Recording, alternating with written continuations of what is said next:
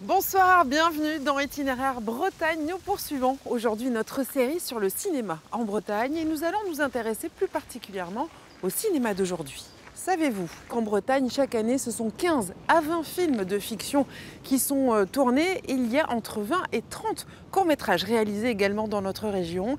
Et pour faire toutes ces œuvres, eh bien, la région peut compter sur près de 360 techniciens professionnels de l'audiovisuel. Et parmi eux, Franck Jolivel, il est repéreur et régisseur de films. Nous l'avons rencontré, regardez. Vas-y Jean-Philippe, ok.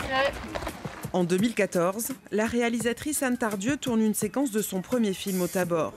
Qui vive est l'histoire de Shérif, un homme qui cherche à enrayer la fatalité sociale et qui revient vivre chez ses parents au Blône, le quartier sud de Rennes. Les lieux de tournage ont été repérés par Franck Jolivel. C'est lui qui a proposé le quartier à la réalisatrice. Louise a quant à elle mis son appartement à disposition de l'équipe. Non mais c'est bien que t'en gardes un bon souvenir. Parce Ah que oui, l'idée j'ai un en beau fait. souvenir. Je regarde le film de temps en temps. Ah oui. Ouais. Si vous aimez prendre du café, n'importe quoi, vous pouvez faire. Ça m'a emballé, quoi. Un truc sur le Blône, la jeunesse, ce jeune homme qui voulait être infirmier et puis il était obligé de travailler en plus dans un magasin. Ça m'a plu, quoi. Là tout s'y prêtait, la réalisatrice l'a vite vu aussi et voilà par rapport à l'emplacement du quartier, on avait pour des raisons logistiques, nous ça nous arrangeait aussi. On avait tout à portée de main. Et puis la réalisatrice, en termes de mise en scène, chez Louise, ça a beaucoup plu tout de suite, quoi. Repérer les décors et des lieux de tournage potentiels fait partie du boulot de Franck. Mais en tant que régisseur, il se doit aussi de prendre en considération tous les à côté. Quand je visite un lieu, déjà, j'essaie de coller à la recherche du scénario. Voilà. Donc, par exemple, une plage en centre-ville, voilà, ça peut très bien s'y prêter. C'est quand même des plages qui sont marquées, puisque y a quand même de l'urbanisme. Et ensuite, je regarde aussi toute la difficulté ou toute la possibilité que ça offre pour pouvoir y faire toute la logistique, les accès. Voilà, s'il y a des travaux en cours, des pollutions sonores. En Bretagne, les réalisateurs viennent souvent chercher des paysages côtiers. Mais la région ne manque pas de cordes à son arc. Les atouts de la Bretagne, c'est que c'est pas très éloigné non plus de Paris. Même si la Bretagne est très grande et Brest l'est beaucoup plus que Rennes. Mais malgré tout, c'est pas très loin. Et puis il y a une identité aussi bretonne assez forte. Voilà. Et puis c'est souvent, surtout, les paysages de mer. Et on a une côte qui est quand même très préservée. Donc voilà, donc c'est ce qui permet aussi d'avoir des films historiques, ce qui permet aussi d'avoir des films contemporains. Mais c'est très vite recherché, la côte. Ouais. Ces dernières années, Franck Jolivel a notamment travaillé sur le film Volontaire de Hélène Fillère, Chouquette de Patrick Godot ou encore L'Avenir de Mia Hansen-Løve. La Bretagne séduit toujours les réalisateurs, mais elle attire également de très nombreux comédiens et ce n'est pas chose nouvelle. En juillet 1966, nos confrères de l'ORTF ont la chance de rencontrer Monsieur Jean Gabin qui nous explique pourquoi il vient régulièrement en vacances en Bretagne. Écoutez. La première fois que je suis venu en Bretagne, c'était pendant la guerre 14-18. J'étais gosse, je devais avoir une douzaine d'années. Et la première fois que j'ai vu la Bretagne, c'est une petite plage à côté de Ploumana qui s'appelle Trestrignel. Et puis, mon Dieu, j'avais beaucoup aimé à ce moment-là, comme gosse, quoi, la Bretagne. Bon, j'y suis pas retourné. Et puis, j'y suis retourné pour faire mon service militaire il y a 42 ans à Lorient. À la marine? Oui, j'étais au fusilier marin. Ouais. Alors j'ai fait une partie de mon service là. Et j'ai toujours eu un faible pour la Bretagne.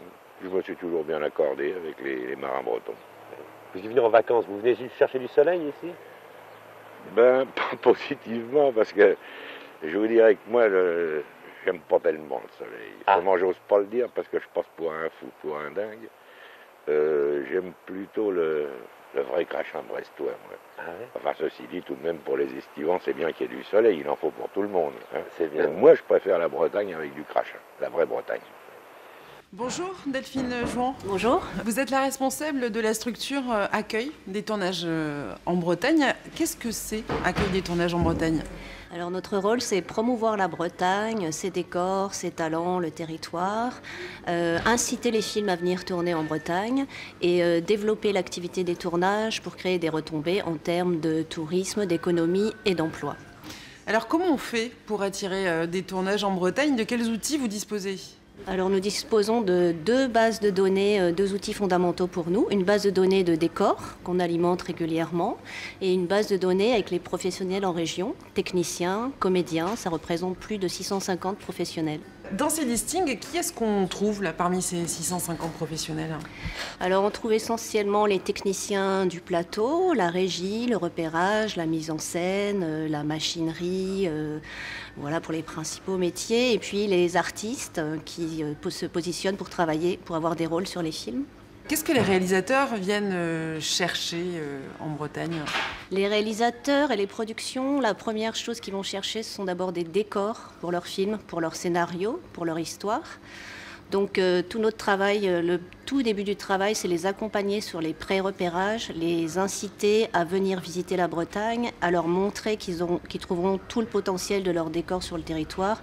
Et on les rassure en leur envoyant des photos, en les accompagnant sur le territoire, en leur montrant qu'ils trouveront la maison du film, l'hôpital, la mer, la campagne, s'ils ont besoin de la campagne, tous les décors possibles et imaginables selon leur scénario.